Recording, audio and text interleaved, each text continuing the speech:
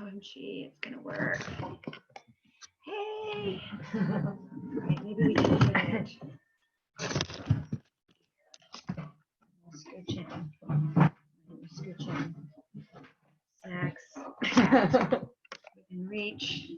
It's like I've got my ridiculous shirt on too. Know. Just like, We should have I've been living in these basketball shorts. Like, I got them in green and black, and that's basically all I wear nowadays. I've decided to start dressing as if like summer festival and all that stuff was still happening. Oh, because no, beer fest. I know. I'm just gonna like, you know what? If this was happening, I would be wearing fun clothes. You know, I'd go to the summer festival and I'd use it as an excuse to wear. I can do summer clothes. I understand. It's 1 unit usually. It's like flip flops and a garment up top. I tried to buy a rainbow romper for this month, and I got it and it didn't fit. It was like way too long, and I was like, no, I can't have the crotch hanging down halfway down my thighs. Like, maybe so people are into it. that. Maybe people are into that. Let's go live on Facebook.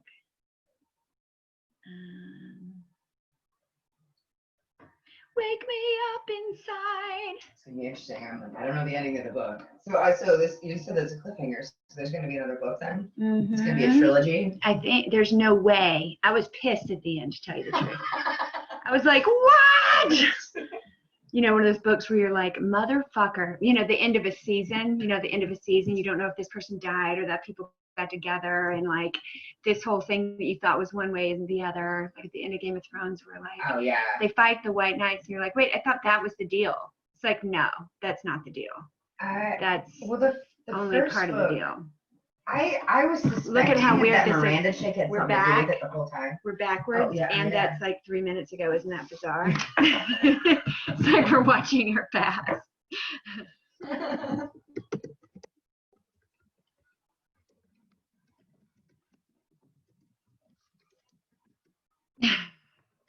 Oh God, I hate watching myself on camera. Me too. Especially I'm when so I have fidgety. This thing on my eyeball. Also, like I feel like one side of my face does all the work, and the other one just rides along. Yeah, I definitely. Hi, Shelly.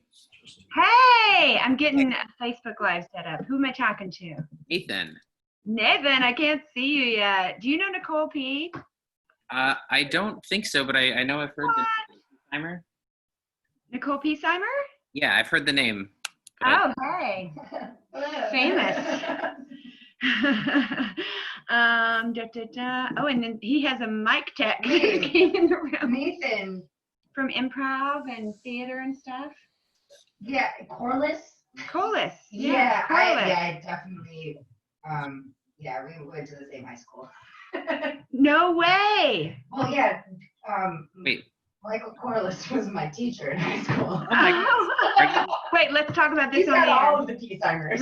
Let's do this minute. I remember Lindsay P'Simer. Yeah. Okay, hold on a second. I want to interact. I'm pretty high, and I'm trying to write something. It's all happening at once. So, Shelly, Nicole, Okay.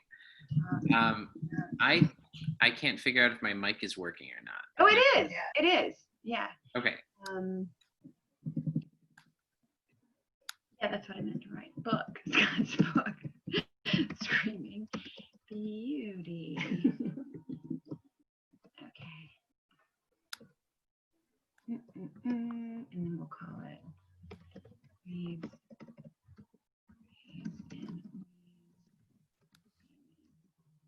Love the title. Love the title.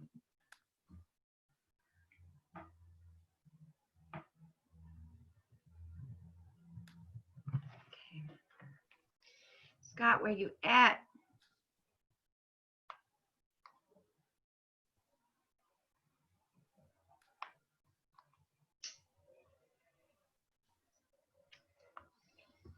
Okay, so now I want to not be on Facebook anymore. I just want to be live. So if I turn off my Facebook, I'm still live.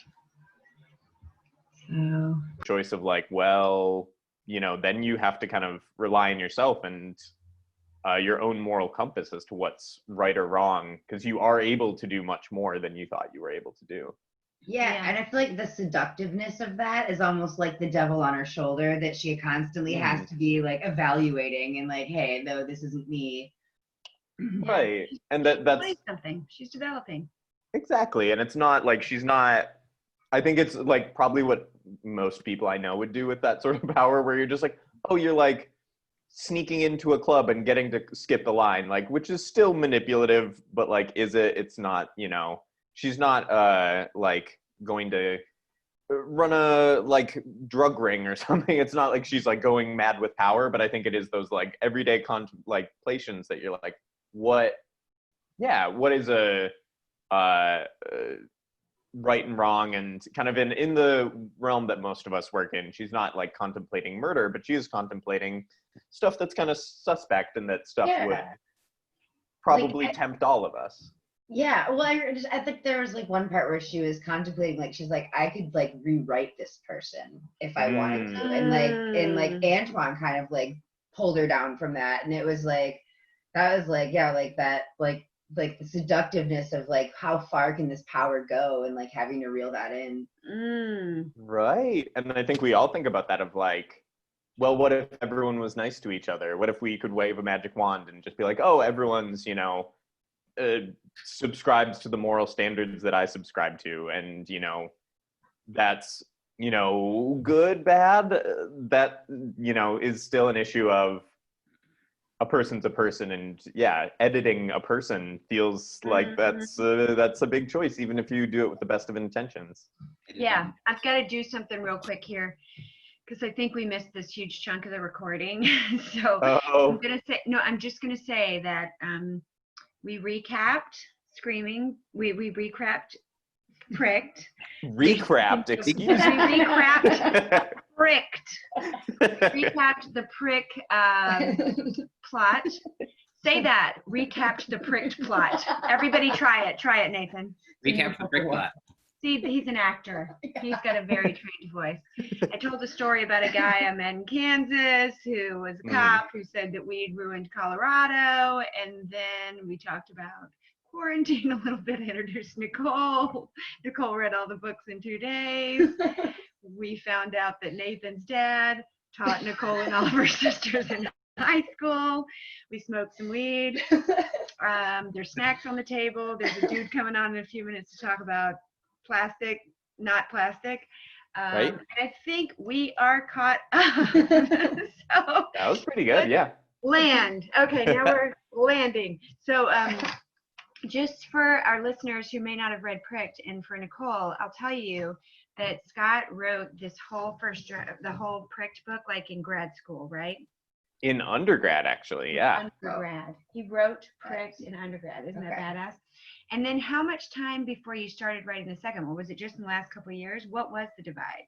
Yeah, so it was, yeah, the timeline was I started my sophomore year of undergrad, so when I was 19, then had finished it as my senior thesis that I turned in, and would like bring it out and like polish it and send it out some places. And then I had an agent for a while, but like kind of it was just sitting on my hard drive gathering dust. And then I sold it in January of 2018. Yeah, January 2018.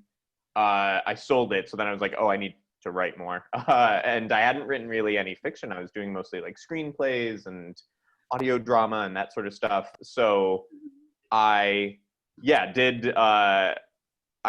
sold it in 2018. Pricked came out August 2019. And then, yeah, I started writing Screaming Beauty also in 2018. So it's, yeah, and it probably took me about a year for Screaming Beauty. And so, yeah, it was a little over. I turned in the kind of manuscript for Screaming Beauty at the beginning of this year. Is that right? Man, time is wonky in 2020. Yeah, weird. I think I finished. It was published in February, right? In March. Is that right? Yes. Gosh. Let's double check me on Amazon. I'm pretty sure. I don't remember. I know. Yes. Oh no, sorry. April 13th. That makes more sense. Da, da, da. Wow. Yes. So yeah, I finished it early this year, edited it with my publisher, and then it was out in middle of April. Wow. Yeah. And because it came out when, you'd have to order it online, you couldn't go to Comic-Con, you couldn't do those promotional signings and things. Have they been able to promote it? It's mostly been online, which nowadays isn't that uncommon for novels. Yeah, so I was able to do some signings and things last year to promote Pricked, which was awesome. And yeah, actually get in front of people and like have that kind of face-to-face stuff. But yeah, they are, I don't have any lined up at the moment, but they are doing more like virtual cons where people are doing panels and things that are all Zoom calls and kind of online, doing it over a message board, over a Facebook event, which, doesn't capture the same feeling of being with people physically, but is a good kind of alternative. And at this point, it makes more sense to kind of find ways to try and make that online experience similar to a con. And it's, there's less overhead. You don't have to buy a whole stadium or whatever and rent it out. You also don't get as much up close costume experience. That is, yeah, the cosplay is really what's missing there. Because there's so much opportunity. Just so you know, there's a cat in play now. Okay, I've been wondering what you were looking for. Yeah. And we're kind of like, okay, and it's a beautiful cat. So if you get to see it, but it also could create mayhem. So but it's really pretty cat. Like it's out of control. So let me tell you what I love. I love a bunch of practical things. Like if you hadn't read Pricked before, you do enough like one nibble from a muffin basket turns Jackie into a, you know what I mean? You include stuff from the before story to where you can pick up on. I'm glad. Yeah, I felt like that was really well done. This is Jean-Luc Picard. That is Lieutenant Commander Worf. So the cats are amazing. And Lieutenant Commander Worf. Just real quick, I really need you guys to see Nicole's shirt. So just give them a look. It's like a.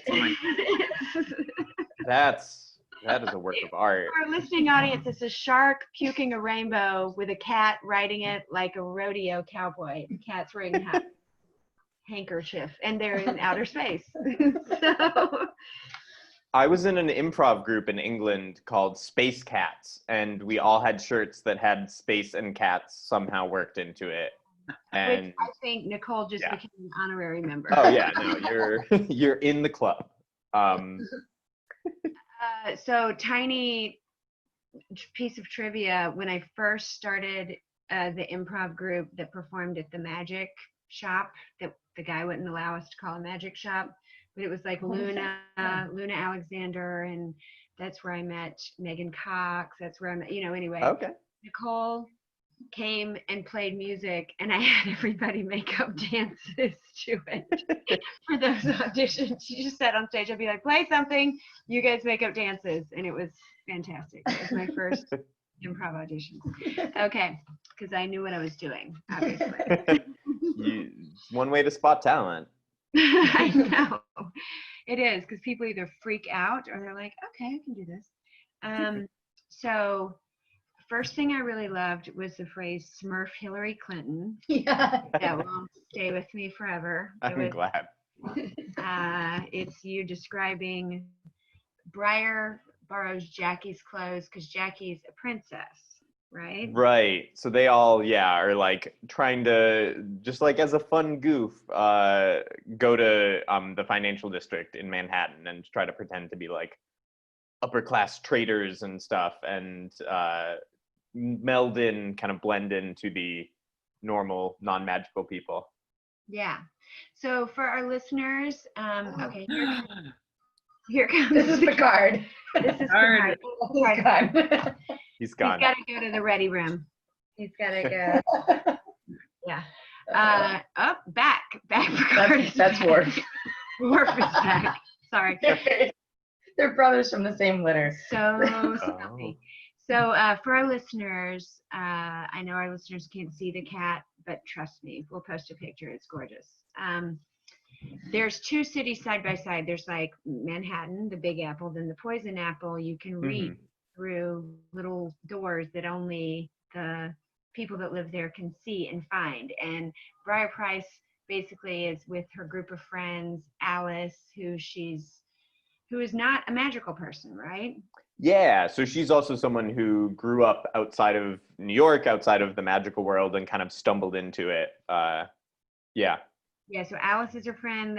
Jackie is a princess that sort of was estranged from her family, and we find out why, and that was a shocker. And then Jackie was a cat in the first book, but they healed her. Well, now she's excited to not be a cat, but her family is going to come into play again in this one.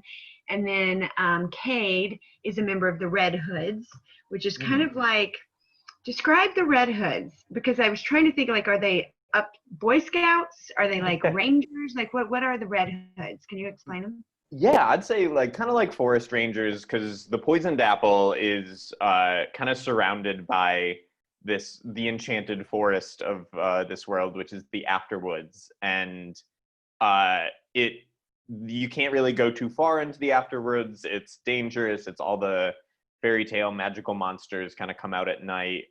So in order to keep like the peace, make sure that nothing gets into the city, there's this group of rangers kind of named after Little Red Riding Hood, who are trying to kind of keep just like make sure that nothing too wild is happening on the outskirts that would then endanger the people of the poisoned apple. So he's kind of like a little more of a ranger warrior type guy. What'd you say, Nathan? I said like a cattywampus. Like a cattywampus. Yeah. I love a cattywampus. Oh, I'm glad. Oh my God, so fun. I really want these to be movies, because I want to see, like, I think wanna- about that a lot. what? I think about that a lot when I'm watching it. I'm like, okay, as a movie, this scene would be like, and Yeah. I think about that. Yeah, or how would it be? Like, a trio of Naga in glittering saris slithered past us, their warm laughter mixing with the sound of the cobblestones on their scales. So like, ooh, all those things. What's a Naga? Even, what is a Naga? You know, and the scales on cobblestone. But what is a Naga? Is a Naga something I should already be able to picture? It's a snake spirit. And I'm going to make sure I know the actual. So they're in Hinduism, Buddhism, and Jainism. So they're like kind of half human, half snake in sort of Eastern mythology, and they. Yeah, I kind of like the idea. There are a couple passages, like I remember the one that you're talking about, where I just like to suggest that like Briar's story is not the only one going on here. There's this whole kind of like world there, and you know, I just like, especially when I'm reading and what I tried to kind of put into these novels, is that it's like the thing that we're seeing, like if we're thinking of like a movie, that if the camera tilted to the right or to the left, like you'd see a whole nother side of things. If you went down this alley, like who knows what's going on over there. There's sort of magic in the blood of this city, so you're gonna see just like little snippets of like what's going on, of what this world looks like, you know, even just day to day walking down the street. So yeah, it's and I would love to see, like, what I love about movies is they are so collaborative, and be like, what would a costume designer do with this, of like the cool, like, you know, part New York City high fashion, part fairy tale, part magical melting pot kind of thing. Yeah. It would probably be a lot like Comic-Con, I think. Honestly, yeah. People would be like, oh yeah, I've been there. I know this place. This is where my friends live. Yeah. So Nathan, can you, I guess, sum up what triggers, like what is the event that triggers their second quest? Mm-hmm. So one thing I like, a little connection between the first and second book, is the first book has this framing device of a crossword puzzle, and the second book has this less. It's really just the bookends. It's not like mentioned in between, but in the at the beginning they're just hanging out, and they're in the middle of a bar trivia thing. Yes. Then at the very end, you go back to like, what was the answer to that trivia question? But in the middle of trivia, they hosted by Josephina Campbell, which I like a lot.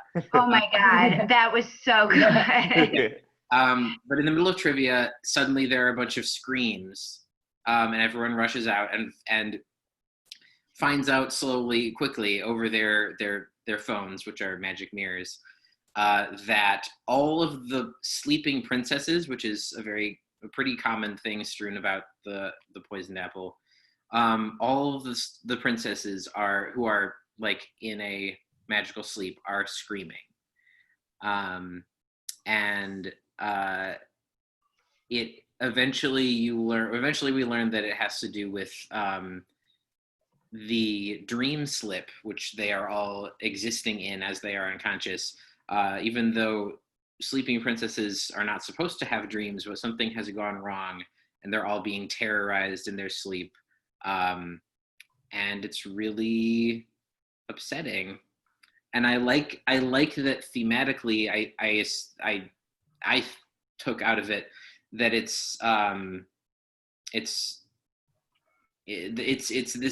evokes this idea that like there's like constant suffering going on that everyone is ignoring, but it's becoming harder to ignore, which is really relevant.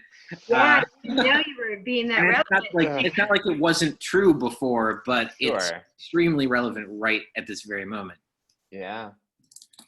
So my note on that page where it starts, because they're kind of like, I love the drag queen trivia and being bossy and wearing like a crazy costume and everything. And suddenly everybody starts feeling weird, and so imagine being at like trivia, like fun, loose night out, and then you hear just hundreds of screaming, like constant screaming.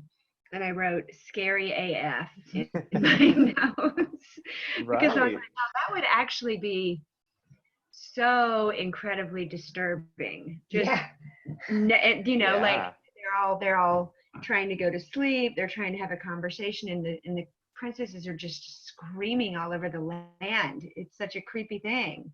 And I had to keep reminding myself and like bringing that back whenever they're in the poisoned apple, that like any of these moments, any of these conversations, it might be muffled, it might be in the background, and like Breyer talks about that of like it's upsetting how kind of like numb I am to this. And I think like Nathan was saying, you're just like, that's not just about literal screaming. It's about kind of how at some point we all just kind of can shut off, be like, well, this is the world that I'm living in. And like, you kind of just like edit that out. And then, the kind of questions that leaves behind of like, ooh, what does that do to you to just kind of pretend like it's not happening? Mm-hmm. And just even if you think about when I was thinking about filming it, like, how would you make that cacophony, like make it aware? Are they talking loudly over it? Does it seem like it's in the background sometimes, and sometimes it's in the foreground? Does it, I was just trying to picture, like, because in reality it would be so super creepy. How would you make it into a film without driving everybody crazy? Like without, because it would be hard to listen to even for a 2-hour film. Yeah. So you'd have they'd have to come in and out, or they'd have to wear headphones, or they'd have to show them kind of text talking or something like that. Like, And I guess that it's, the apple, I always picture it as about the size of Manhattan, just for like thematic sake. So it's, and most of it's happening in one area, but it's if it's hundreds of, women's voices screaming, it's still going to carry. It's still going to be, even if it's just kind of like behind your zone of hearing, where it's not, like many cities, you just kind of get like that feeling or that like background hum. but in this case, it's screaming, which is creepy. Super creepy. Yes. So, hey, Nicole, can you explain to listeners the reason why princesses are asleep and why it's a strange custom?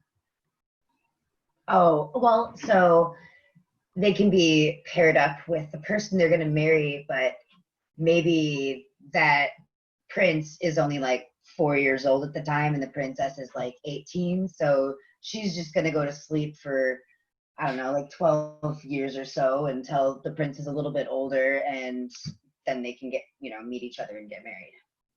Mm. Yeah, also creepy AF. Yeah. Right. Yeah. Yeah. Which is like something that, looking at so many of those stories of even like the original Sleeping Beauty, where you're like, oh, but like, so she was asleep for 100 years. So everyone she knows is dead. Like some of the stories at least have like her castle is all put to sleep. So like, I guess those people she all knows and kind of go with her on this time traveling. But it is like, what is that? Whatever story of whenever it's almost always women being put into these like trances, these comas. What are the ramifications of that? And like, I was trying to figure out ways that would be something that would still continue and still be something like that would even be a something people would consider in a ostensibly modern day kind of society, even if it has this kind of magical element. Yeah, I never considered when I used to read fairy tales. And so the last show that we did, 2 shows ago, we did a fairy tale called Six Swans. Have you ever heard of that fairy tale, Grimm's Fairy Tales? Yeah. And my friend, this woman wanted to do it, and now they're both up here. It's a very tenuous situation with the cats. But yes, I want one of them to come through so we can like see them. They'll know they'll walk right on the laptop and turn something off. Oh yeah, that would suck. We'll be careful. So Six Swans, she's like, let's read a creepy fairy tale. Fairy tales always creep me out. And I told her this one was coming up, but like, oh, pause Six really Swans. quick. Really quick. I'm gonna conjure a LaCroix. Well done. Read a dream. Yes. Panties. That was amazing.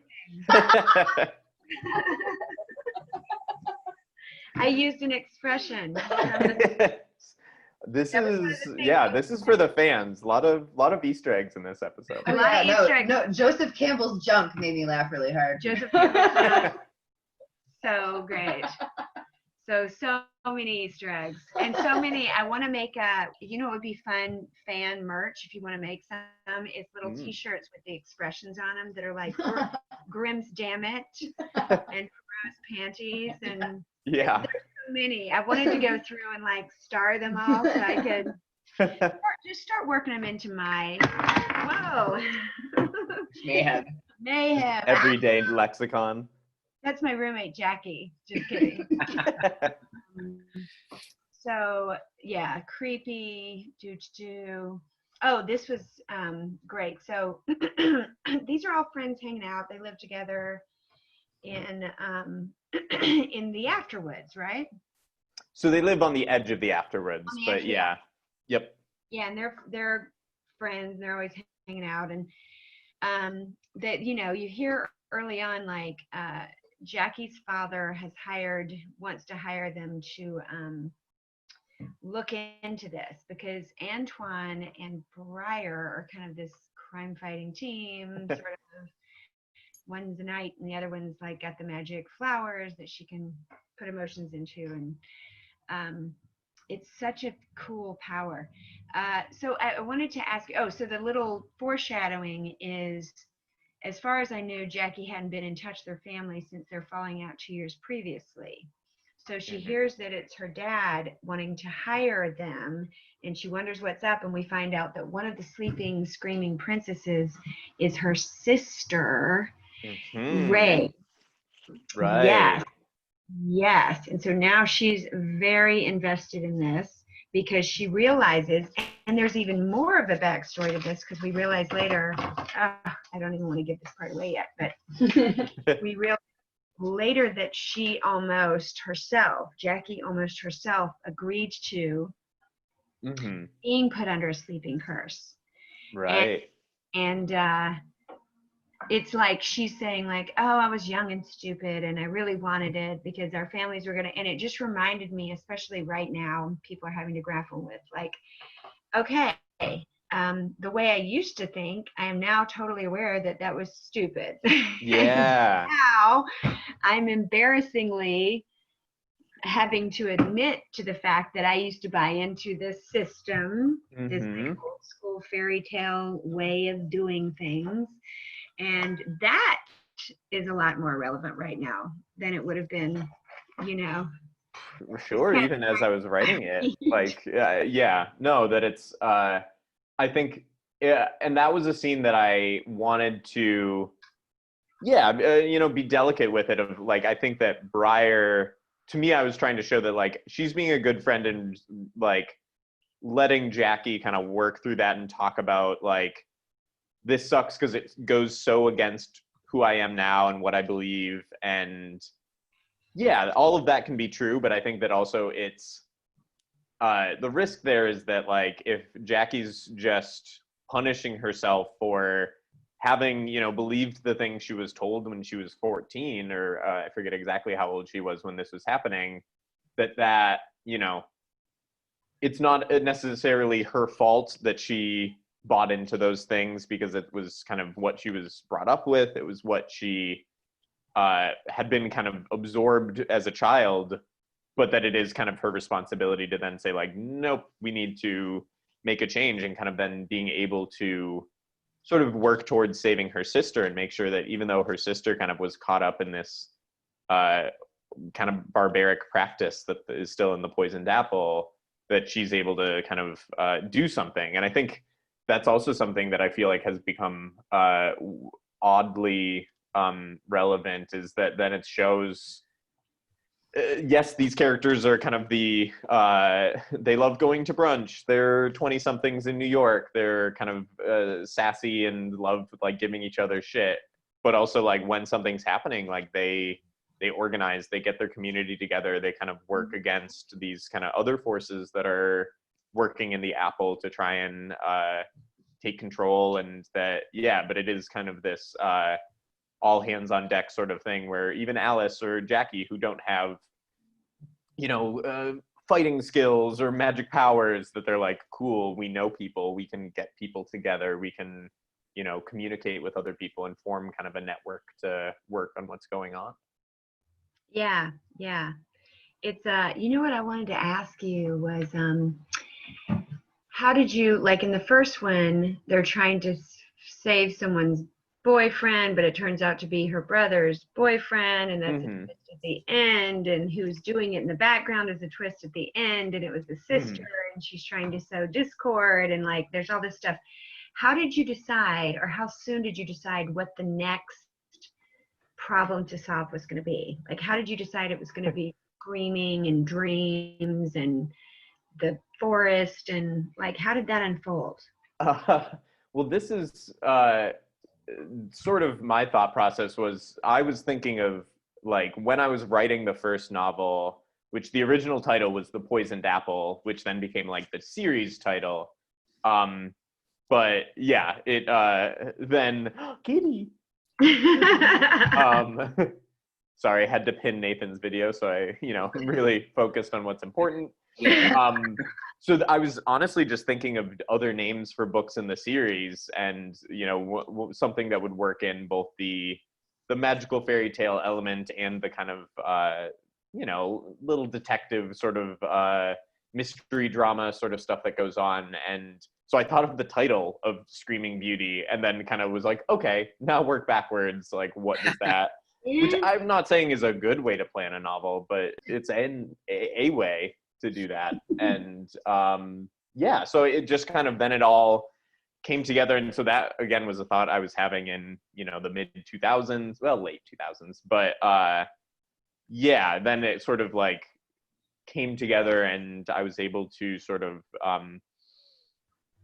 merge it with sort of, I think, what is going on, and sort of a real light touch, but also kind of like mentioning themes and issues that are happening right now. And even though I didn't feel like a fantasy comedy was the best way to like really dive into the nuances of social issues, but I did want it to at least speak to people's feelings about that, speak to kind of the emotional core of some of those things, of watching things go really wrong in your community and stepping up and doing something about it, and not just kind of being passive and saying like, oh, I'm a young person, I don't have any stake in this, or like, oh, someone else in charge is going to take care of it. And I think like those are some of the things that do kind of come back to you, where you're like, oh, good idea, Briar, where she's just like, there is no one else, like no one else is coming.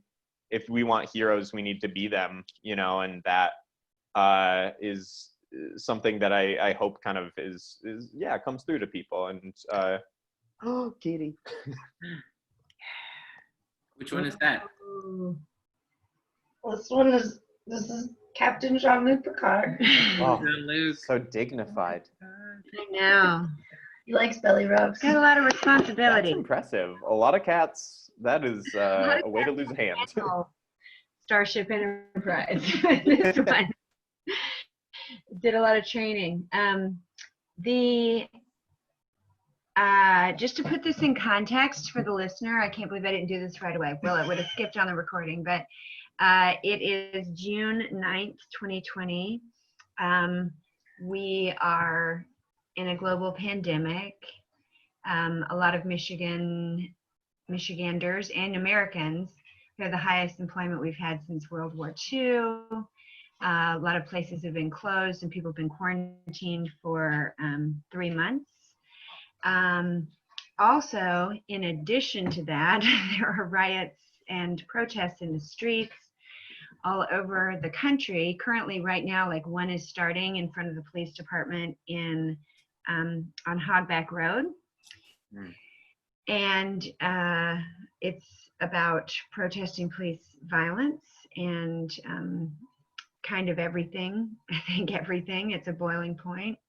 It's supposed to be about 90 degrees today.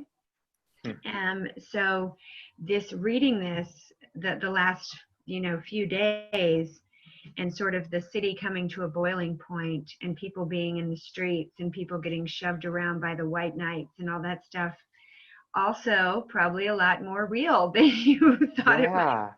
Writing it. Definitely, yeah. Yeah. So, so strange, right?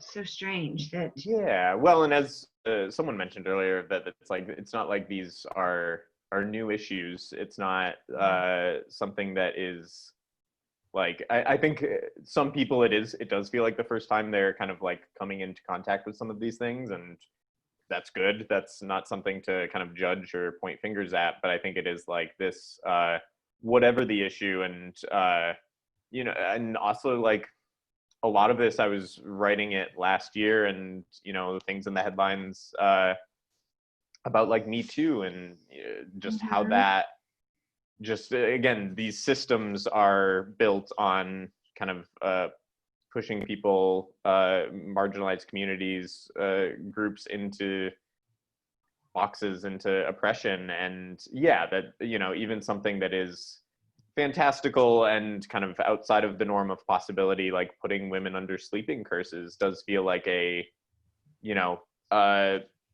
symbol, something that it is, I hope, clear in the novel that like we can't just let that slide. We can't just say, well, like that's the way we've always done it. And I wrote this novel because I love fairy tales, but also just like really deconstructing that and thinking about what the themes or the messages being communicated are. Hello. Hey, Rye, let me know when you can hear. I can't hear you yet. Can you hear me now? Yes. Yay! Hey, what's up? Where are you? Are you in Maine?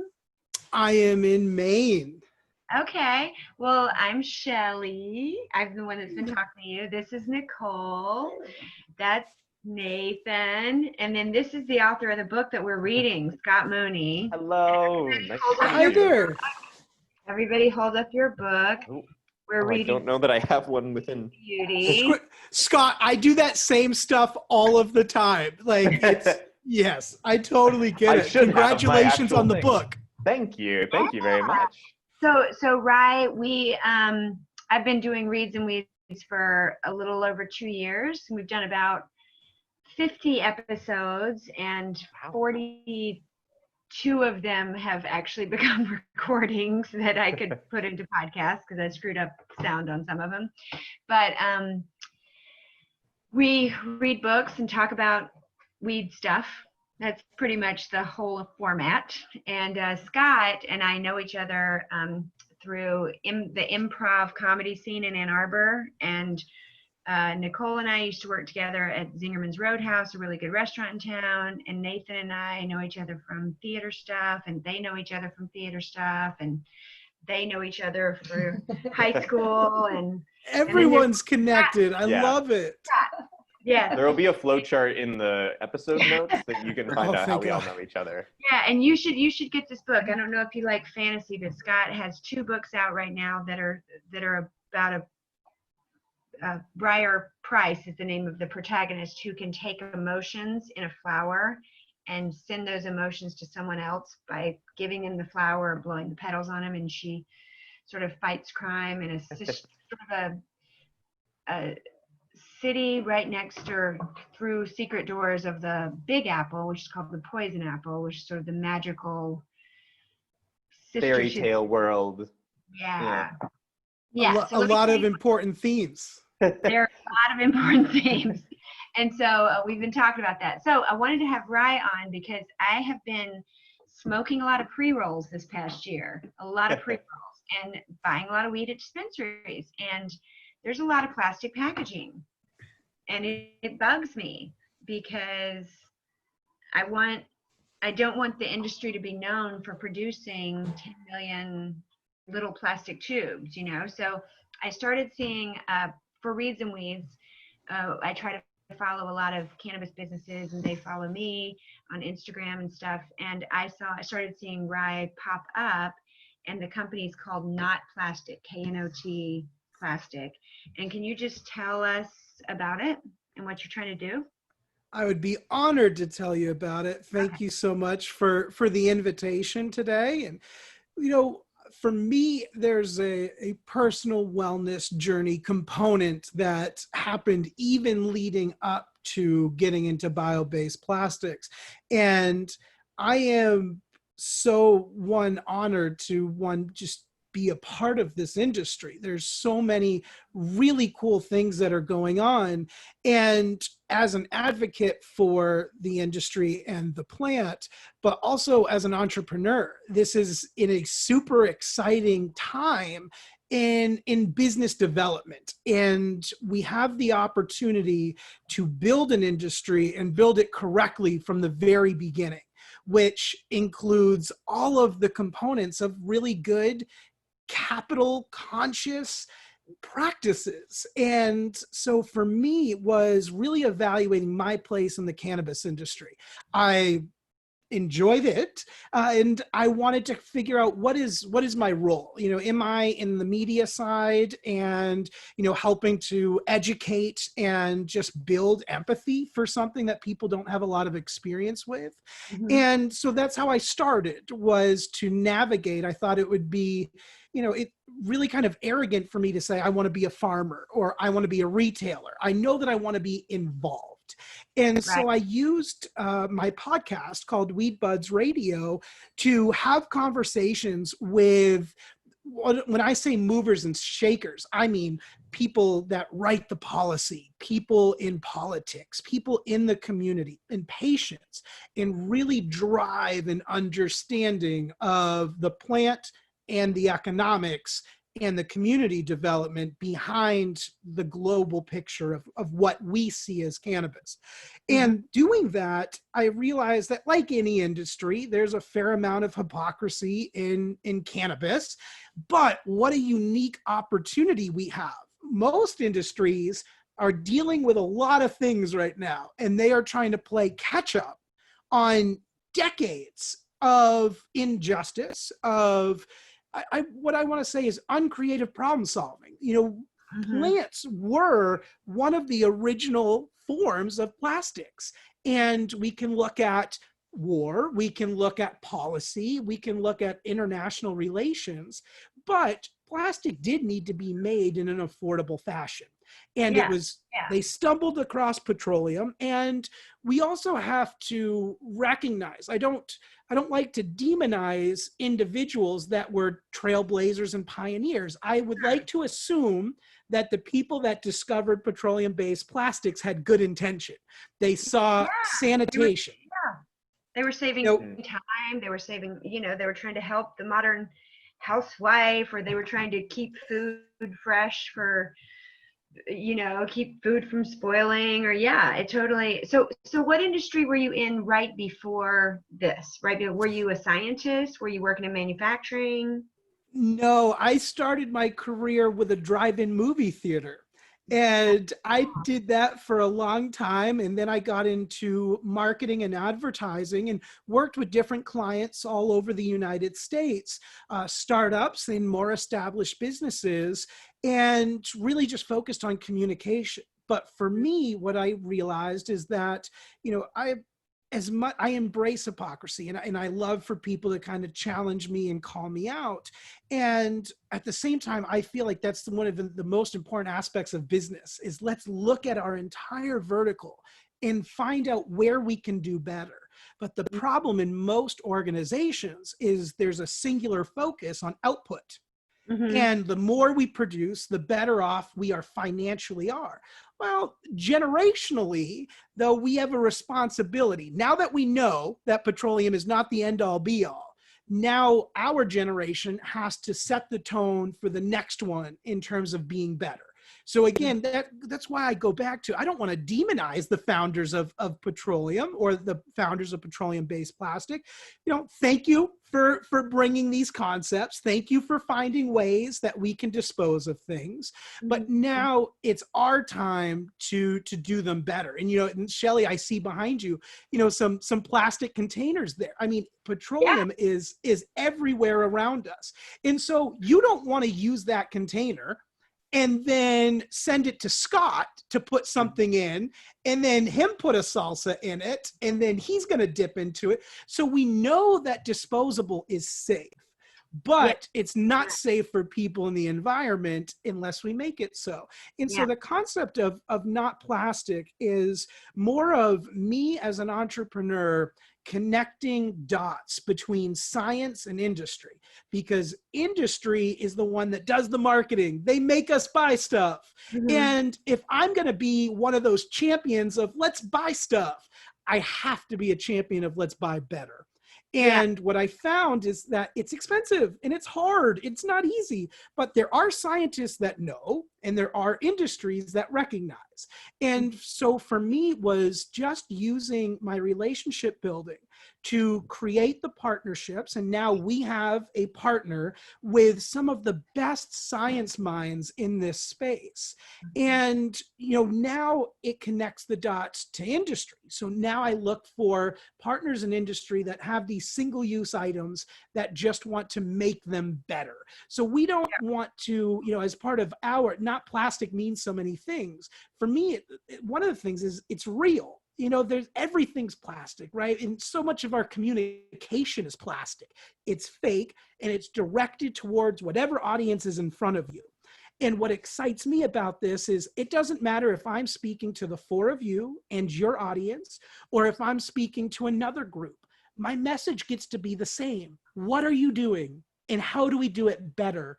And that's where we come into play. And so, Shelly. Tell me, just for time's sake, what is are you finding places across just the cannabis industry right now to replace something with something that you're creating? Is that what you're doing? Okay. Yes. So for me, the podcast allowed me to look at the industry and say, what are our biggest culprits? And pre-roll tubes, I think, are one of the biggest. But I also think they're one of the most important, because let's say, for example, Nathan goes into a dispensary for the first time. And I know, Nathan, this would be your first time, but if you went in for your first time and you were looking for guidance, and you said, this ailment, consequence, and a really good bud tender is going to listen to you. Well, a really good bud tender is not going to sell you an ounce of something until you've tried a few different things. It's a very tailored approach. And what easier way to try things than pre-rolls? But I agree. If you walk by any ocean, you will see pre-roll tubes up and down the beaches. And so how do we allow people to make the same thing, make it better? And our product comes from soil and it goes right back to soil. And that is the biggest component. So my focus is the cannabis industry, but my team's focus is industry, what other industries commit these crimes, and we can help them be better. Yeah. So right now, do you have like a production place in Maine that is making this plastic alternative bag, or is it making tubes already? Is it working on tubes? And how have your inroads been? Like, are there a couple of dispensaries where we can see them? So the cannabis packaging will be live in August. So we've done some prototyping, and we've dialed in the process to be able to do it. And so then it's tooling. And, for those that don't know, it's basically these steel blocks, and very fine tools help make the molds. And so the cannabis stuff will come online in August. We're making bags right now for grocery stores and retailers. And in a couple weeks, the farmers will really enjoy this zip ties. We'll have the world's first biodegradable, not plastic zip tie. Think of all the uses, for things like that. And so, for me, on kind of the product development and market side is, yes, my focus number one is cannabis, but our production is from California to Maine, because we're not going to be able to think of the products that you're looking at right now and how much plastic, so for us is we can provide the raw material. So if you're making a single-use disposable item right now, we want you to still make it. We don't want to be the makers of it, because we love business. And so rather than any assembly line or production line shutting down, we can provide the raw material to make what you're making. Everybody stays employed. You just make it better. Interesting. Wow. Okay. So, and where can people hear more about you? Is it notplastic.com, KNOT plastic.com? And what can they see there? Can they see like little videos about stuff being made, or what can they? So we're doing a total overhaul on the website. So you'll be able to see some different things. Like if you connect with me on LinkedIn or Instagram, you can see we've got the machines that make the bags, and you can kind of follow the process. And as we continue to expand and grow, we'll have a lot more. But it's just knotplastic.com. And right now you'll see a lot of information about the bags, and we're bringing some apparel on board, because for us, the whole reason this started was because of the question, why not? Is every time I pushed, and what I tell people is my job is to inspire. There's companies out there, for example, a partner of ours in Australia that's making a really cool product that's going to help my mission of eating ocean-based plastics, because recycling ocean plastic, in my mind, is one of the most unethical things that we can do. China doesn't have an EPA. So when they recycle, they're hurting someone. And we, as the United States, have been okay with that. We've allowed for that to happen. Well, once it goes to China, we don't care. That there's still children over there breathing in this air. It's not okay. And so can we develop enzymes to eat the plastic from the ocean, so we don't have to have those fumes coming back into children's lungs? And so, that for me, it's about the community behind this. So you can see our mission statement there. We do the injection molding. We work with companies on all sorts of products. And so again, we don't have to sell everything. We want to help you do what you're doing better. And so we've got please, Shelly. This is, if you're a weed smoker, and you probably are since you're paying attention to this, or maybe you're just curious or bored. You don't have anything to do during the quarantine. But they're pre-rolls. If you live in an area that doesn't have dispensaries yet, there's these little plastic things. Picture a little tiny individual cigarette or joint, goes into a little container, and it's very convenient. But soon after using them, you start to realize, like, oh, I've got a lot of these little single-use things around, and that's usually not my jam. I'm a glass jar keeper and user. I'm a paper bag person instead of a plastic bag person. And so when this popped up, I was excited and reached out to Rye. And so if you say the name again of your podcast. It is Weed Buds with a Z Radio. So weedbudsradio.com. Okay, so you can keep in touch with Rye Russell and Not Plastic and Weed Buds Radio. Yes. Okay, so let me see if I can stop share. Oh, boom, there we are. We're back. Ding. Yeah, so we are going to jump back in and talk about the book more. So I wanted to ask you, if you're on, can you go on the Reads and Weeds Facebook page and put your website, like just comment? If I try to do it, I will lose this whole feed. I will screw it up. But put like your Weed Buds Radio, like how to get in touch with you or find you, so it'll be on the Facebook page. I will. And if you want to hang out while we're talking, do you have kids? I do not. You do not have kids. Okay. I'm just a big kid though. Okay. This is, I don't know if you like fantasy or if you grew up liking fairy tales, but this is this category. Scott described it on the last show, new adult fantasy, which means that like young adult fantasy would be like Harry Potter age, right? Is that right, Scott? Yes. Yeah. So yeah, like teens, right? And this is more like the characters in this are in their 20s. So, and they're sort of crime fighting magical set of friends who are, and you can hang out and listen for the rest of the show if you want, if you would like to. And if not, and if at any point you have to go, you can just be like, later, I'm signing off. I would love to hear more. Absolutely. Oh, good. Oh, okay. So what we're talking about is Briar Price and Antoine and Kate and Alice and Jackie are trying to solve this mystery of why the princesses that are under the sleeping curse are all screaming. They're not supposed to be having dreams, and all of a sudden they're having nightmares. And so they're kind of working with a wizard who works at the school. What's the name of the school, Scott? The Academy of the Iron Wand. The Academy of the Iron Wand, and her name is Tamsin. Tamsin, yeah.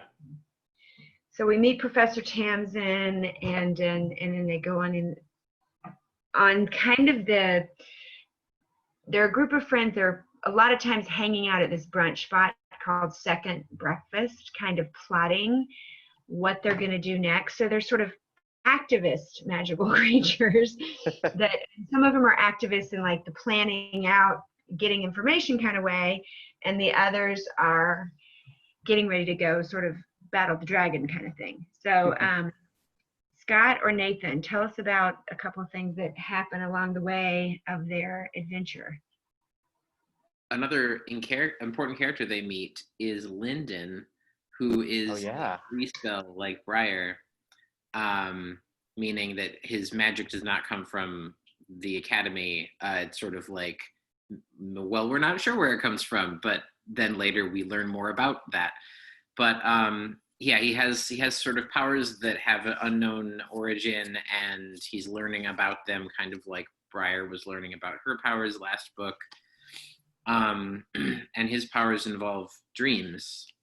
And Scott, you can tell more about how that works. So that was kind of it was interesting because that was something I didn't do as much in the first book, like kind of this interesting stylistic sort of thing where we go into different characters' dreams. Lyndon's power then kind of like somehow interacts with Briar's power, and they're drawn into, when they go to sleep, they like enter the dreams of people around them. And so that kind of allowed me to do some things that were a little more experimental and different. And there's giant robots, there's, you know, kind of more a little more abstract in some of those scenes and sequences where it's trying to evoke a sort of dreamlike feel.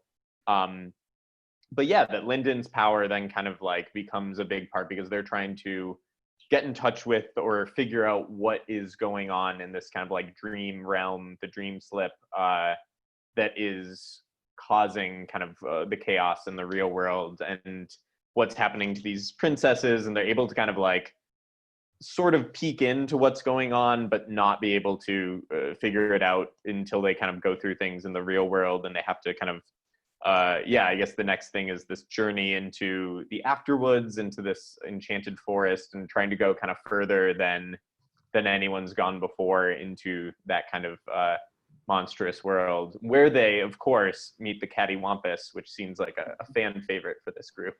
It is. Well, it's a great word, first of all. Cattywampus is a solid word, of course. A real good word. And also trying to picture what a cattywampus, because there's arms and legs everywhere, and it's sort of like a big rolling cat that's huge, right? Is that what yeah, more or less. It's kind of like cat meets caterpillar, but like not, I don't think it's like symmetrical, sort of like how we would expect things to evolve in the real world. But sort of, yeah, just this like ball of claws and fur, and 100% inspired by my cat attacking me while I'm trying to write.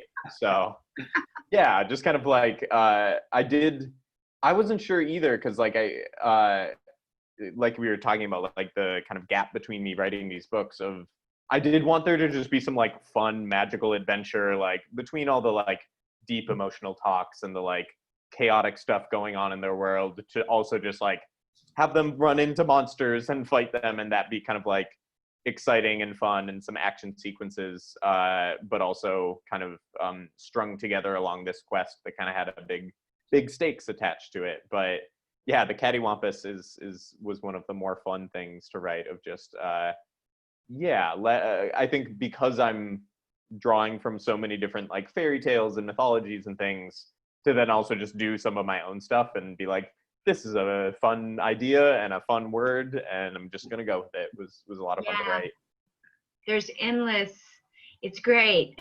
It's so great, because once you buy into the fact that people can have random powers, then you can just kind of assign things like, oh, free spells means this.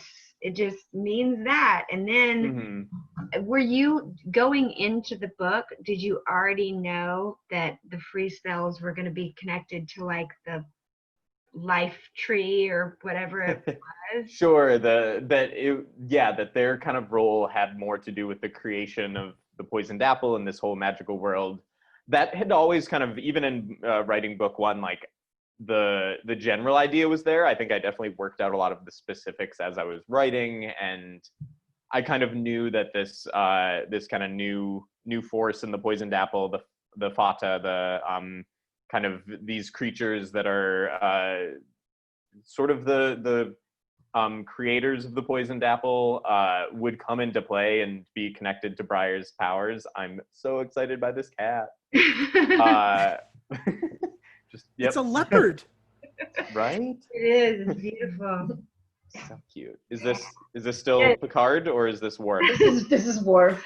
This is Lieutenant Worf's butt that we're seeing. It's his favorite. Thank you. High quality content. Thank you, buddy. Only the finest cat butts on this stream. Scott, could I ask a quick question? Please do jump in. So when for me, I'm not a skilled writer by any stretch of the imagination, but I can, for me, from a marketing and communication standpoint, right? So many ideas and concepts that become word or become visual play in my head. And so just, listening to you kind of talk about these things, for me, what's fascinating is the mind development of these stories. How much comes from, the daydreaming and the nightmares and all of that, and how much is your writing, and then all of a something, something kind of slaps you in the face of, oh, this is it, and then you kind of keep going. What do you mind, just because it's so fascinating to me, that process? Yeah, and I'd say it's definitely a mix. And there's the things that kind of will come to you out of the blue when you are like grocery shopping or in the shower, and you're just like, oh, of course, so and so is this person's father. I knew it all along. And like that can be, I think there are times where you really have to like work at it, and you put into like, okay, I'm building this step by step, brick by brick, like, oh, that doesn't work, I'm going to cross it out and start over. And there's that much more, I know that's, I guess, not neurologically true, but the whole like left brain, right brain thing. But like, so some things are very much in what we categorize as like left brain, organizational, the logical stuff of it. And then there is the stuff that is just like subconscious. Some part of your brain is working on it as you're doing something else, and then it just kind of hits you, which is super fun and also so frustrating, because sometimes you need that one extra piece, and you're like, I know this isn't completely working. What's missing? And sometimes you can like do all the work and like think as hard as you can and not come up with it. And then other times it's just like, oh, it just kind of like appears. And so, yeah, I don't know that. So I'm working on my third novel now. I don't know that I have like this is my process. This is the like step by steps that I follow to always have, knock it out of the park and make something a success. It's like that. I think, at least for me as a creative person, like, you kind of have to do whatever works for this project, and you kind of relearn and figure out new stuff every time. And it's, one thing I always like, I get it, why people are so drawn to it, of people being like, oh, so like, how do you write? Like, what are the steps? And it's like, you can't, for me at least, I could never take someone else's like, oh, I wake up at 5:30 and I write, 30 pages, and then I do this. And it's like, you can, that works for you, that's awesome. But I do think so much of being a creative person is figuring out that for yourself, and what works for your brain, and what kind of puts you into that state of flow, of excitement, of kind of getting you into what you're working on. So does that answer some of that question a little? Absolutely. No, I love it. And I have just one more, and I'm sorry, this is so exciting to me. When I'm thinking, I'm picturing Scott in this, like cave of thought. But have you noticed, for example, like, let's say, your mind, you're in one of those kind of, I call them thinking states, right? Where like you might be present in the world, but you're absent from this world. Have you noticed, so like, for example, like your mind sober versus your mind utilizing cannabis, for example, do you unlock things within characters that you may not have even realized? I think like there is that state of whatever your altered consciousness is, whether that's, substances, meditation is something I definitely use. I would say that like it is just about firing different parts of your brain and thinking about things. And like, I would say that sometimes you just like different parts of your brain are active at the same time or connected in different ways, that I do think that you can kind of make ideas or connections that you wouldn't have normally made. And that can be, very helpful. I will say I'm not very productive if I've had some weed. It's definitely a thinking state for me rather than I'm going to sit down and write. I think that it's because you're so kind of free associative sometimes, when it's you're just kind of making those connections and not necessarily following through always. And like, you can kind of go off on tangents, which can be very fun, not always productive, but yeah. Right. Yeah.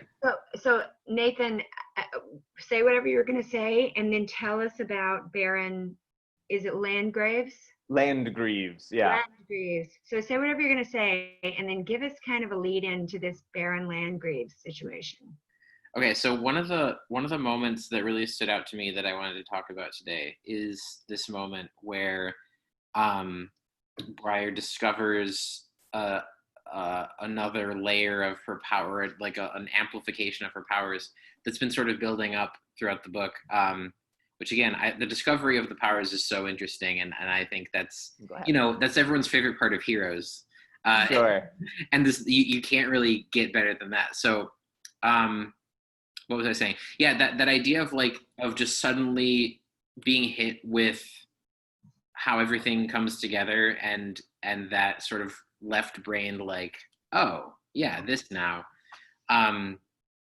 I think you described that really well in this moment where suddenly Briar knows exactly what to do, and she summons all of these rose petals from her garden far, far away, and which is something she's never done before. But that's totally a cool, dope thing that this power could manifest as, and it's great that it doesn't like show up until like near the end of book 2. You didn't just think, oh, she could do this, this, this, and this, and that's a cool hero. Yeah. And I love that moment. It was really coal. And is it where she's trying to get past the guard? What she's it's sort of like the point where all is lost and they've caught her and like they're gonna lock her up and everything, and they didn't manage to get everyone out. And so she summons this huge swarm of petals that goes across the whole castle. And for a minute, it's like, well, what did it do? And for actually, I was thinking, like, did she just like change everyone's feelings in the city? That because again, that gets to this weird like, how ethical is that? But what she did was she woke up all the sleeping princesses, and that leads to them beating Baron Landgreaves because the princesses have super strength, which I know we need to talk about Baron Landgreaves, but why did you decide to give the princesses super strength? That I think I'm gonna keep in my chest pocket because that is something that the motivation, because it is kind of, we find out sort of who the person pulling the strings is in the very end. And that does, I understand the like.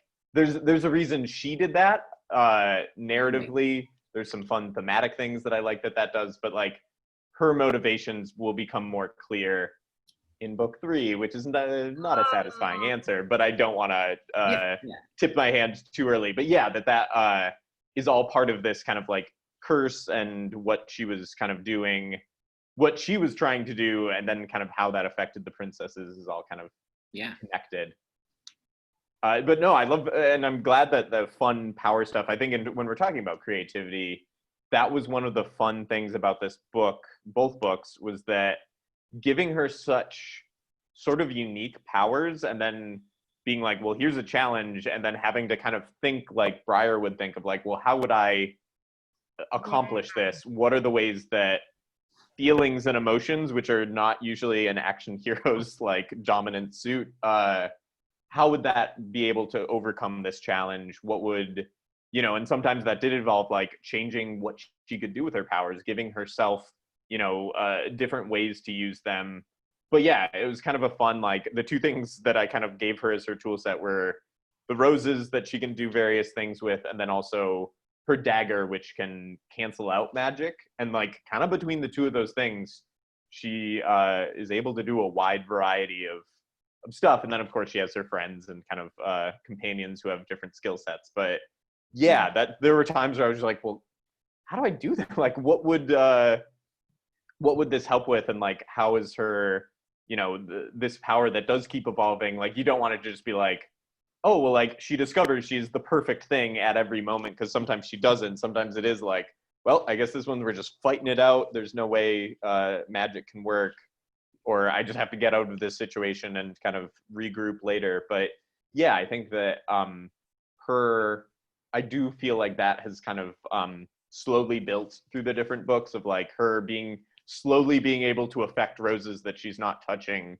started happening in the first book, but was still just like, oh, this is a weird side effect. And then like her kind of becoming a master of that and becoming confident in what she can do, and just being like, well, if this is what needs to be done, I need to be the one to do it.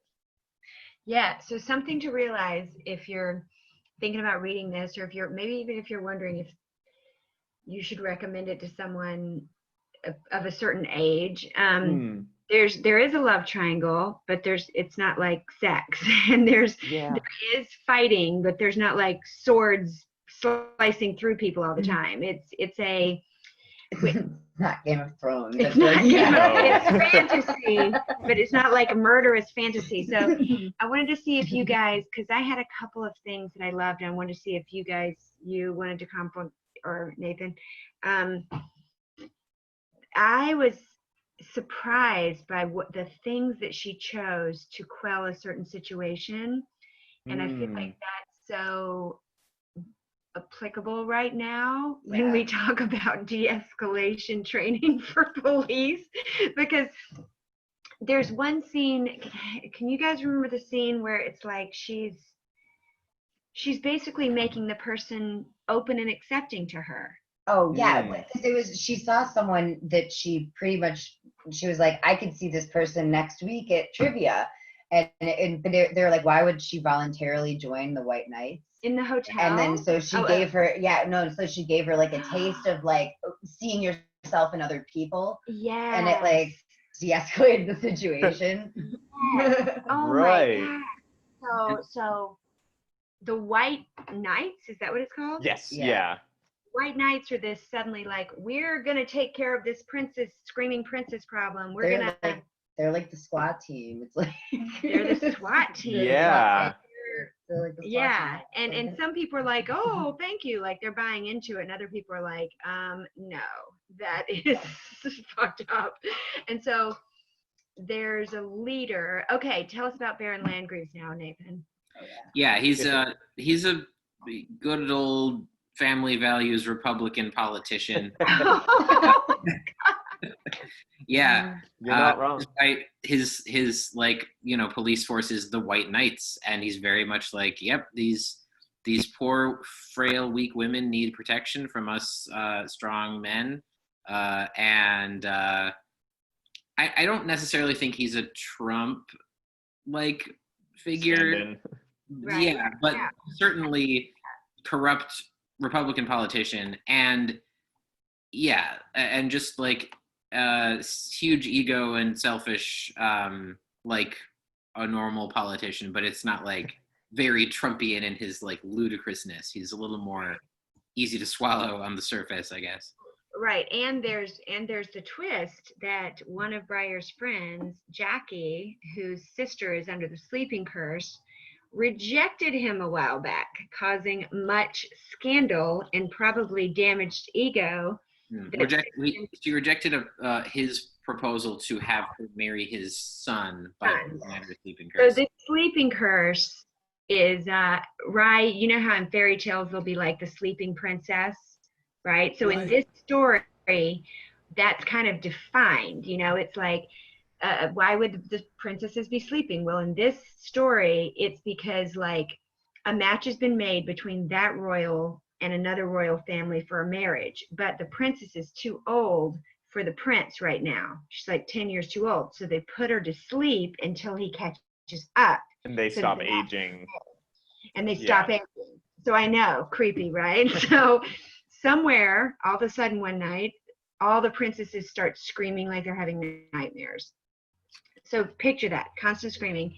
One of those is Jackie's sister. And we find out that Jackie rejected this like crazy leader's son a few years ago when business dealings with their parents went awry. And that is such an interesting backstory because it's so personal and like it's personal, and that made it good. That made it real good.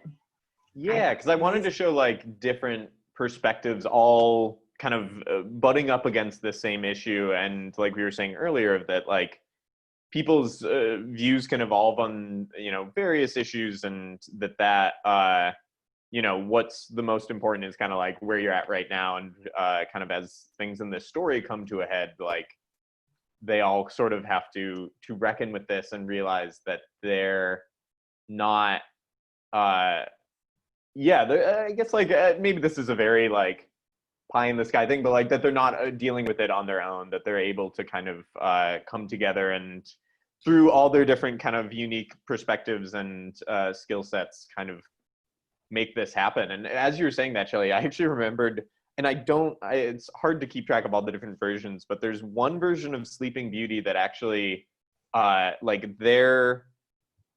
the prince who eventually, marries her, and they have this lovely true love. Like, he's not actually, the only difference between him and all the other people who tried to rescue this princess is just that he tried after 100 years had gone by. So it was like, there's an image of him going through this thing of thorns, this hedge, and there's skeletons of all the other princes who had tried to woo this princess. And the only difference is just that he had come at the right time.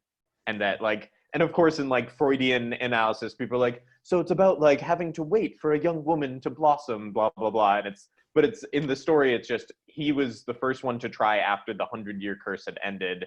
And so he's her true love. And you're just like, what about all these skeletons, these literal dead people just hanging in the thorns?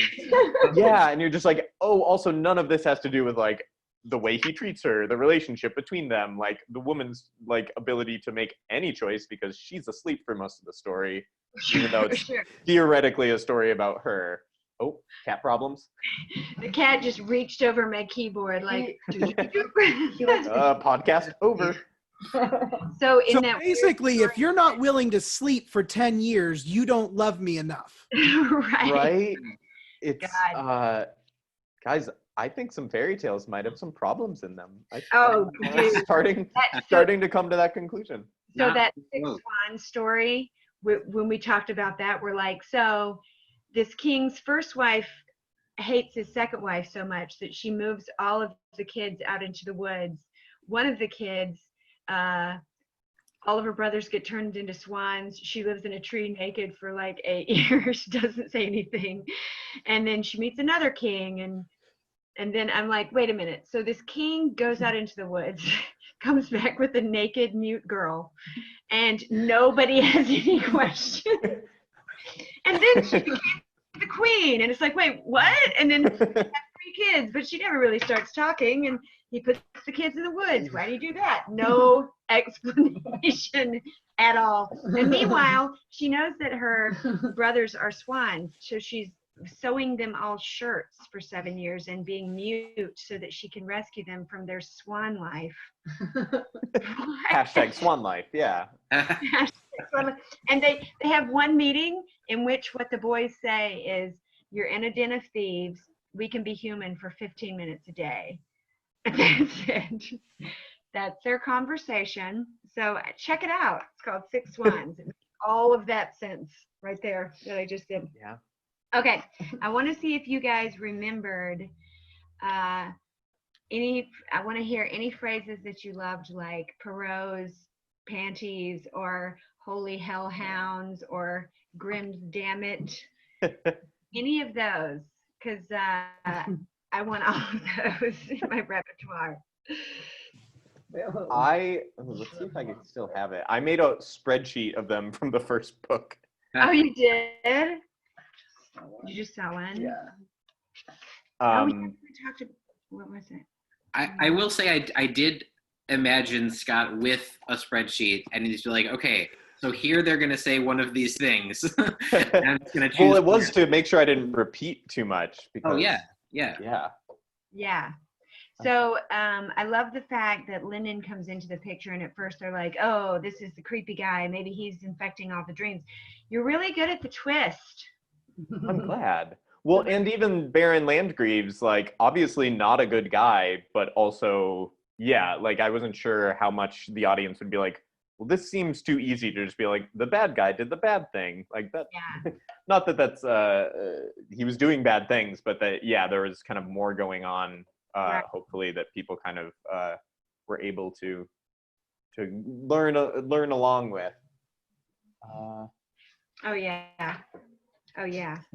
I think you covered a lot of them. Besides, this one just says Oberon's balls! Exclamation point. That was it, because I was like, there was something with balls that I do like the.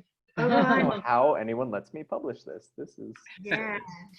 Yay. Like. What'd you say? I'm just scanning through. Bilbo on a bike is Bilbo on a bike. Love it. Christ on a bike.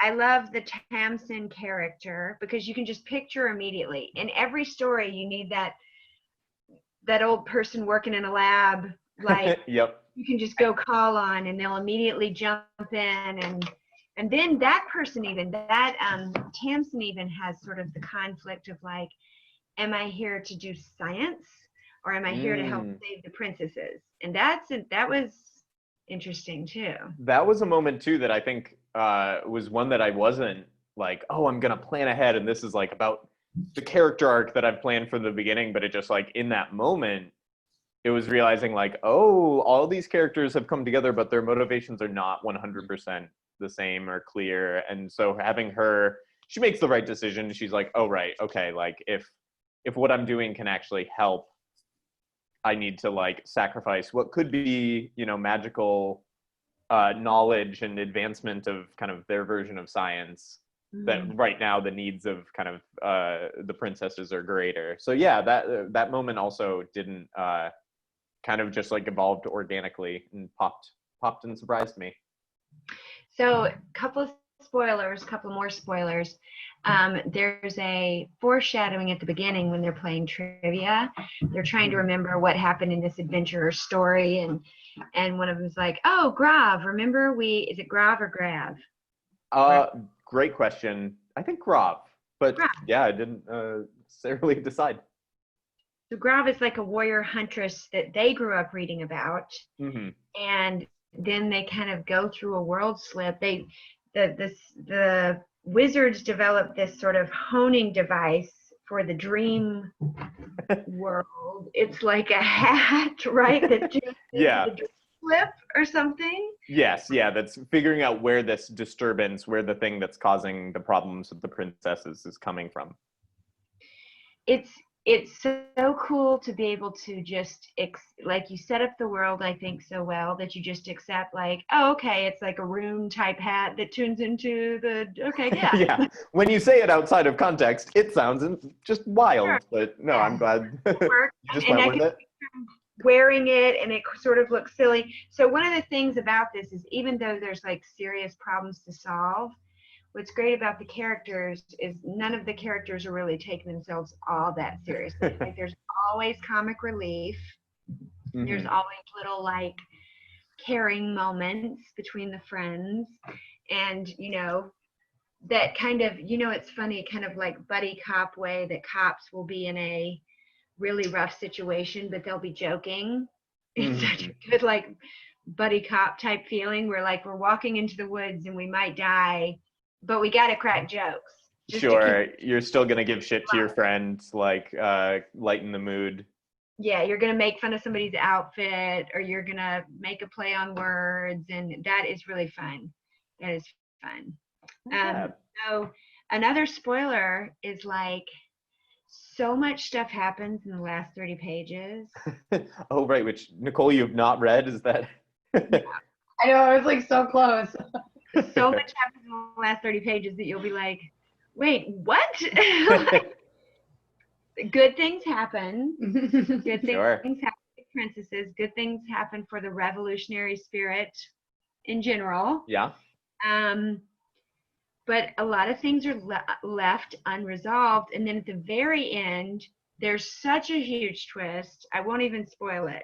But everything that you thought was happening and why it was happening, like we were just talking about, like when you're watching Game of Thrones and it's all like, defeat the Night King, defeat the Night King, and then they do it, and there's still more episodes left, and you're like, wait. Sorry, what?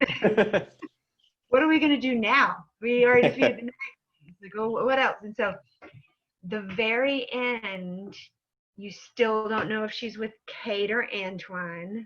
There's not a bow on it, which I appreciate. And also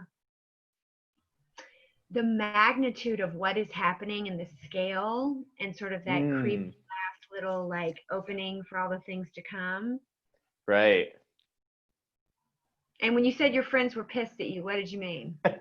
Not necessarily pissed, but I think everyone's just like, okay, so you didn't finish. You need to let us know what happens. And unfortunately, that third book's a little farther off. But I don't know. We'll silver lining with quarantine. I'm getting a lot of writing done because nothing else is going on. But yeah, that the I did want to make sure that it wasn't one of those like cliffhangers that is really just like, oh, I stopped writing and like the story's not resolved. Like there is, I hope, closure to a lot of the events of the novel, but I did want it to, with all the revelations of like what's going on and Briar figuring out about more her identity and her powers, that then that kind of like hooks into what's kind of really been going on throughout the whole first two books. And so yeah, it was a fun thing because I was like, oh, I've kind of had this in the back of my mind from the jump, but then to kind of let the audience in on that secret a little bit and then have it kind of set the stage for the third book. And yeah, hopefully, I'm not 100% sure how Briar's gonna fix things, but hopefully she does. We'll see. I do feel like it's been interesting also with people like kind of reading this and like friends and family members talking about like during quarantine, during all the events that have been kind of making people feel worried and unsafe, that like this hopefully isn't a series that that can kind of touch on these things and deal with serious issues, but still have that humor and that kind of whimsical element, I hope. And that's felt good to me, of being like, okay, this is hopefully allowing people to kind of process and think about these issues, but not in a way that they feel upset or unsafe, or, you know, realizing like, yeah, okay, it's even if you're being attacked by a cattywampus, you can still kind of like sneak a joke in here and there, lighten the mood. And yeah, I hope that kind of comes through in it. Oh yeah. And even just the big, huge themes like the tree and the what's in the bloodline, and like all these big themes, and the world slips and the dream world slips, and yeah, so much room to explore. And I'm glad it wasn't like overwhelming too much, because I did think this book in some ways did more world building, although we got to know like the poisoned apple really well in the first one. I think I really enjoyed, and that was like a fun thing about having Tamsin, that kind of wizard professor character, is she actually knew more about what was going on, and like what just like thinking about like what makes magic work in this world, and what that means to their everyday lives. Because I kind of like the idea of this being like magic for them is like Wi-Fi for us, where it's like, I know how to make it do what I want. I don't know how it works. Is it electrons? I don't like what's going on there. Is it a radio? Like, if you asked me to build a Wi-Fi transmitter, I'd have no idea. But like, it's still a part of my everyday life. It's how I'm talking to you right now. So that kind of magic being a part of people's lives, but only a select few kind of really knowing what's going on. And yeah, it was fun to kind of have that explained, hopefully in terms that Briar and the audience can understand. Yeah. Love it. Love it. There's so much we didn't even talk about. What's super interesting is, you know, obviously having no exposure to the stories or to the books, but being kind of in this seat, listening to this world, what to me is super powerful is the fact that whatever you've put into written word has now, in my mind, whether I'm in your world or not, I'm starting to become part of this world, and I'm seeing, you know, all of these different components, and I'm making my own world up in my mind of where that is. And I think that that's, first of all, just so powerful. And, you know, so one, thank you again for inviting me to be a part of this. But, you know, from your perspective, Scott, like, how cool that there are now, like, you've created this world and you've created these beings that now take on these different meanings to different people. And, you know, whether you pick it up today, and I think Shelly had mentioned, you know, there are some things that you've written that might hit people with today's current affairs. But 50 years from now, somebody might pick up this book and those meanings might take on an entirely different thing. And I think that's something that's so powerful with literature in general, but just something I just wanted to share with you and all of you, that, you know, you can still be a part of this world without having read it. Now I can't wait to go buy it. And, Thank Nicole you. and I can finish the last 30 pages together. So this is the first one. It's called Pricked, and that's where everything's set up. We did that, I don't know, last year. I can't remember. Yeah. It was before today. How about that? Yep. After I was born. In the past. But not today. That was sometime in the fall, maybe like October. In the fall. October. Yeah. So this is it. And Nathan or Nicole, any final shout outs, thoughts? I don't know. I'm excited to read the third one when it comes out. Thank you. Yeah, me too. Nathan? Yeah, I'm very wrapped up in the lore now. So yeah, whenever you're ready, give me another one. Keep working on that third one. Can't leave people hanging for too long. Yeah. And it's